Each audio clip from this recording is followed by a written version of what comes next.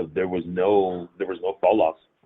If anything, I gained. Well, that's good. More people were, though. Sometimes I guess it just takes maybe a pandemic to change a person's mind. Welcome to the podcast. Súbele volumen. Conversation with the people who were with me. In the world of TV. Carlos tonight. And welcome to Carlos Tonight.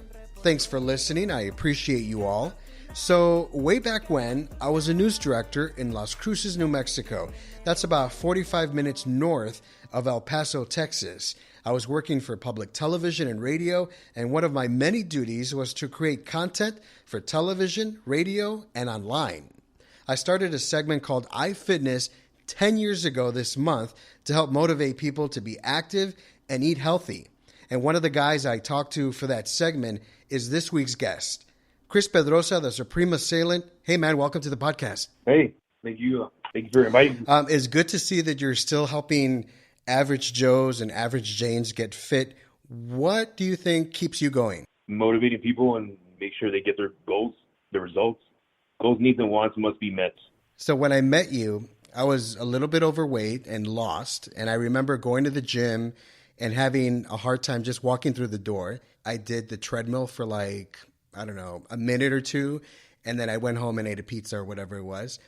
What's when you meet people like me, how do you help them get over that initial first time at the gym or that initial fear of walking into a gym? I usually try to mention about the fear and doubt complex, because if you incorporate both, you can't move on to the next level. So it's all about baby steps. Usually when people are barely starting, it's best to hire somebody. That way you don't just go in there not knowing what you're doing. You need to know what you're doing. And it's always good to speak to somebody who knows what they're doing, but you also have to let them know any ailments or any issues going on before you go full blast into a program. So when I met you, you had red eyebrows. Do you still have red eyebrows? No. No. Do you remember that? No, I got rid of all that. All right. So one thing that I love about your program is that you have a way to get people out of their comfort zone. How hard is that to get someone to do something that they're not used to doing? It's actually really not that hard. Everything is based on modification. You have to be able to know pre-existing, current injury, and entry-level individuals too. So you always start baby steps. People tend to look at the material that I have and they think, oh, I can't do that. Well, that may be true, but we're not going there all the way 100%. There are always modifications met to what I'm doing. That way we can mimic the same movements. And then once you get to a point to where you can do, then we do perform that advanced movement. And I know from your videos and your pictures and stuff, you're full of muscle. And I know that you weren't born that way. Tell me the first time that you said it was time for a change, that you wanted something different. There was a math teacher at one of my high schools, and one day she pulled me to the side and she said, if you don't realize what's going to happen, it's going to be too late. So that pretty much in another way had said that I was fat without telling me. But she just created a much bigger perspective, or more opened up my eyes. The curtains were completely wiped away, because then I took that into account. And then I also took the bullying in effect, where I used to be bullied back in the, back then. And it all correlated too. I kind of told myself, well, hey, I don't want to be like this anymore, because it's going to repeat pretty much the same cycle if I don't do anything about it. So everything started right at 15. And then, mixed martial arts came in at 16, a year later. What was your reaction to yourself when you started seeing, you started losing weight and started getting more fit and being more active? It took a while, because when you're a fat kid, pretty much throughout your life, you kind of still have that fat kid mentality. Yeah. You can, I kind of do what's called a cheat day, and every Saturday I would have that cheat day, but sometimes I get to a position to where I'm like, oh no, if I eat this, I'm gonna get fat again, and it took a long time for me to get out of that mode. I pretty much told myself, one day I'm like, hey, like I trained so much, like why are you freaking out? The body resets when you throw in an unknown, foreign substance, which would be the cheat day, because the other 6 days you're eating very clean, so your body actually just dumps it away. Mm-hmm. So it actually re-regulates the thyroid. That's what a lot of people don't know also. Oh. Yeah. Historias de un reportero. Carlos tonight. Dale que viene lo bueno. A couple of months after we met, I decided to make that change. And I met a young man who was nice enough to train me and to show me about lifting and about diet. And we worked together as a group, him and his friends, and we would work out Monday through Saturday, and my diet changed. I was exercising regularly, eating better. I mean, I felt really good. What's your advice to people once they take that first step? Okay, so once you already have the necessary help, you have to think of how bad you want it rule. There has to be something within your life that created that change for you to do what was needed because you needed help from a trainer.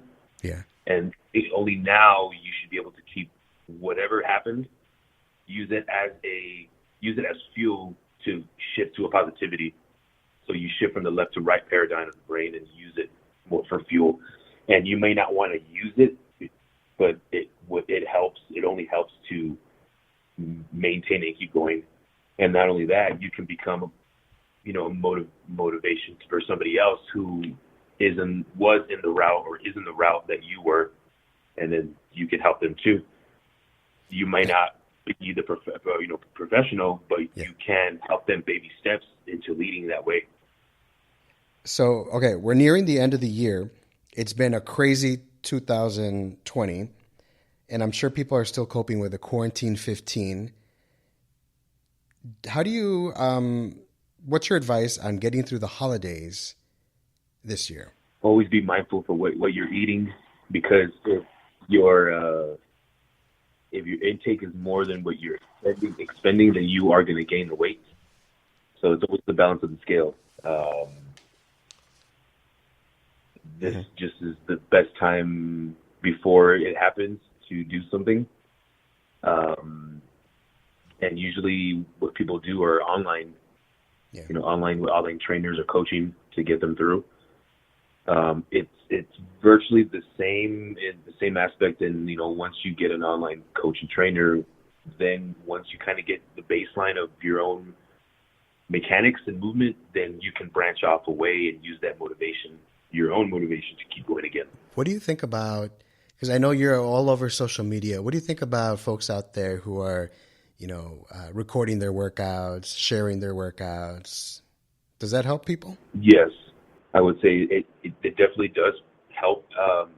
Even if people are starting at 5 pounds, 10 pounds, it creates more of an awareness or community for the community, for those who are trying to be better, look better, do better. So, we all have different shapes, and people really don't, they don't want to always look at the muscular guy. They always want to know who they can relate to. Right. So that way they can be like, I want that shape.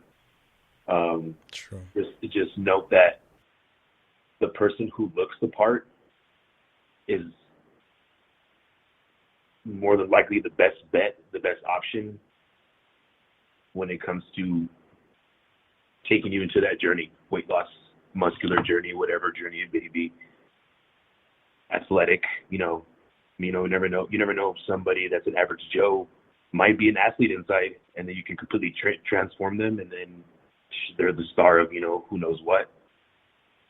They might be the next somebody. And your clients are not just average Joes and average Janes, right? They're bodybuilders and all that sort of stuff, right? I have a mix of different types. As young as 5 years old, I train 60 plus years of age. Heaviest 420 pounds that I've trained. All different shapes, different, marathon runner, rugby, football, mixed martial artists. I've trained all different types within the 12 years that That's so awesome. Yeah, within 12 years I've been doing this. It's just different types. Even army that need PT.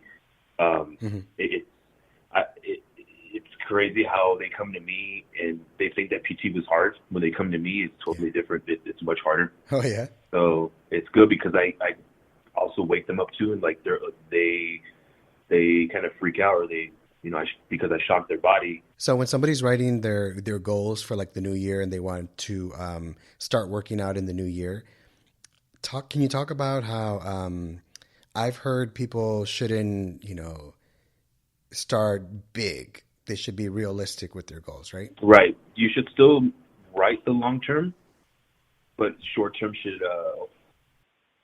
the short term list should always be the first thing you look at. Always check mark what's the easiest thing that you can do now that isn't part of the long term, because you do still have to write the long term. You can write so much short term, but eventually you're going to need where, if somebody's looking for a certain body image, they're going to need a photo of somebody or something. So that could be considered the long-term goal. They just have to recognize that once you get there, it's still maintenance. You just can't stop. There's just no way. You can stop if you feel like your body is, not recovered completely, but that's learning how to manage your own instinctively going through your body and listening to when you need a break or not. In the beginning, it's more like you go full-fledged. You just go 100%. But there is recovery needed. And so I'm curious, what does a Supreme Assailant eat on a regular day?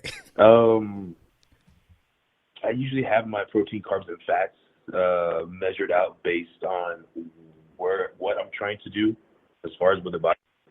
Right now, I'm just maintenance. I'm not trying to go either up or down. So I have to, it's just measuring it quarterly. But I would say, for example, like today I, did my training. It would be around 2 to 3 hours. So I don't even eat until about 12 or 1. So I do fast for 12 to 14, max 16 hours that I fast. And then once I do my training, I'll do my protein shake. I'll do my 2 different selections of fruits. And I'll always change the pattern. So today was apple banana with 40 grams of protein, whey protein. And then an hour later, I had 16 ounces of ground turkey with 16 ounces of jasmine rice and a full avocado. Nice. Sounds delicious. And then I had another shake 3 hours later, and then another hour after that, I had 12 ounces of grilled chicken with half a bell pepper, onion, tomato. Man, you're making me hungry. And jalapeno. And then I did that with, I had oatmeal on the side, but I made the chicken and then I had some oatmeal on the side, 12 ounces. And then last thing would be 2 Quest bars, 2 Quest protein bars, and a cup of almonds. Not a full cup, I'm sorry. Like maybe shot glass, a little bigger than a shot glass worth of almonds. Do you write all that down or just by memory? This is by memory. Nice. Yeah, if I need to do like nutrition plans for people, I will have to do like number. I would have to like sit down and do the numbers and all that. Yeah. But I've already known mine so much. And every time I started a new workout routine or a diet or whatever, nutrition is always key. What foods do you recommend people stop eating like right now or stop drinking today? Processed foods. Anything. People have to look at the back of nutrition labels and look at the ingredients.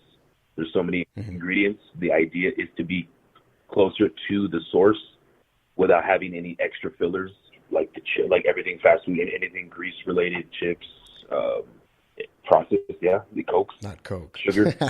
Just kidding. You got to completely dump the heavy set fats that are like the hydrogenated oils and all the canola oil, all that bad oil, everything processed and sugar. That's the first thing to go. Okay, so we know what you eat. Tell me, for the audience out there who are wondering where you got your name from, the Supreme Assailant. Supreme attacker of your current fitness goals, needs, and wants. Nice. So you're attacking at the source, whether it be physical or psychological. Is that something that happened overnight, or did you think about it like months or maybe a year? I would say it's more towards like the overnight. Yeah. Because once I had the name, I don't know. Once I had the name, I just went at it. So, okay, I'm sure you talk to clients with this problem. If they're in a funk or they hit a plateau, I hit a plateau about 3 years after I met you. What's your advice on getting out of it? Figuring out what happened. You have to look at mindset now. You have to speak to the person, the source, client. What happened? What's going on? First thing I would look at would be the nutrition, but actually I would ask them what's going on first, because things change even every second, minute, hour, day. Usually that's what happens. There's a shift somehow.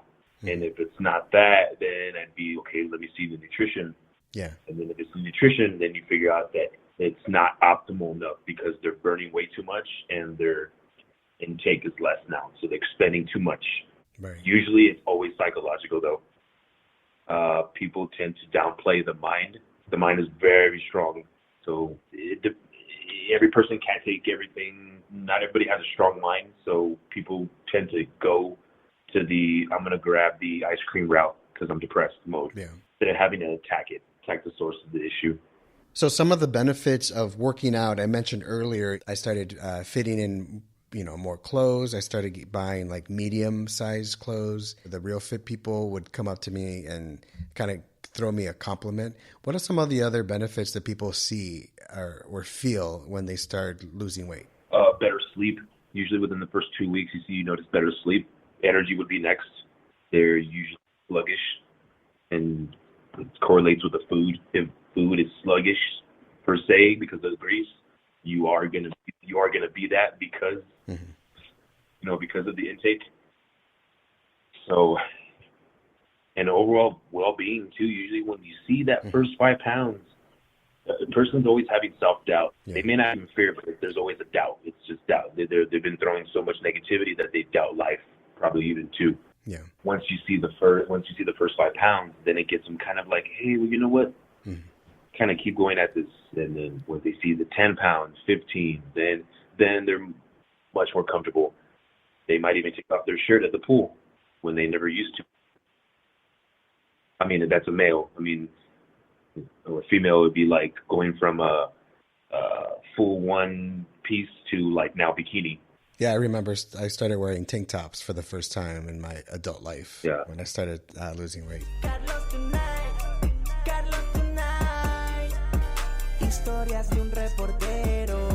So what's the craziest thing that you've done on a diet? I know for me, my job used to have like pizza delivered, and I remember going to the break room, grabbing a slice, sticking it in my mouth, and then spitting it all out, just so I can have like the juices or the feel for it in my mouth. Have you ever done anything crazy like that? You know what? I was going to mention before about how at 15, 16 was my change. I just didn't think it was going to be suitable for the crowd. But since you mentioned it, I used to regret my cheat days, and I used to force vomit. I used to throw it out because I felt bad. Really? Yeah. It took a long time for me to get rid of that. Wow. How did you overcome that? I think I just said like stop, like you work out way too much, bro. Yeah. That's what I told myself, like that. Wow. At 15, okay, so freshman year going into sophomore year, I lost 50 pounds in 2.5 months. I came back. People were like, "What happened to you?" Ended up being most changed senior year. Yeah. But even throughout that time, I still had the cheat days, but I still felt bad. Wow. So we're talking about maybe another 5 to 8 years I was still doing that. Did you suffer any like medical complications because of that, or? No, nothing didn't get too bad. Wow, that's crazy. Yeah. Okay, so speaking of crazy, as I mentioned, this entire year has been crazy. How has the last several months been for you and your clients who depend on you and who you depend on them too, right? Yeah, it hasn't even been that crazy at all. The last 10 years I had my facility, and then 10, 11, and then but we're going about almost 2 years that I've been doing mobile trainer now. And my methodologies have always been outdoors anyways. Oh, that's right. I've only used 20% indoors. So I had mobile trainer before the pandemic hit. Mm-hmm. And then when it hit, I was already in a position to keep going with doing what I was already doing. So there was no fall off. If anything, I gained. Well, that's good. More people were curious about what I was doing, which I was already doing. Wow. Sometimes I guess it just takes maybe a pandemic to change a person's mind. Speaking of that, where can people find you? And I know that I know you're on YouTube and you do the Facebook. How's that all working out for you? It's all working. It's I would say, yeah. I mean, Instagram, Facebook is probably the biggest where I would see the traffic in. I have LinkedIn, Snapchat. Snapchat's another one too. Everyone's on Snapchat. Usually that's the thing. Snap is in, Facebook's out because Facebook's for family, and different other stuff. Instagram is where it's supposed to be. Mm-hmm. Yeah, on Instagram, I'm under @OneMobileTrainer and @Supreme Assailant. And then the Facebook is at Supreme Assailant Training Facility. Have you ever done like bodybuilding shows? I've done one. I did a men's physique competition, and I placed top 5 out of 42. Wow, that's awesome. Yeah, that was my first show I ever done. Nice. Did that kind of motivate you to keep going? It did. I wanted to do upcoming shows. Not quite too sure about the bodybuilding aspect of it too, because I'm more functional based, and if I go bodybuilding route, I have to sacrifice speed, and so it depends on what I want to do. Mm-hmm. But yeah, I definitely do plan to do more. And if somebody's in their 40s thinking that it's kind of all over for them, it's not, right? It's never over. It's never too late. Be sure your mindset is 100, and going into this, and it's never over. It's never too late. All right, Chris, it's always good catching up with you. Chris Pedroza, the Supreme Assailant. Stay safe, stay healthy, and keep motivating. God bless you, my friend. Thank you. Be safe. Conversation with the people who were with me. And that's a wrap. Thanks for listening. Check me out at Carlos Tonight on Twitter and Instagram, and Carlos Tonight Podcast on Facebook for more on the show and upcoming guests. My theme was created and performed by Skin Gales. The show was produced by yours truly, Carlos Correa. Carlos Tonight is available every other Wednesday wherever you get your podcasts.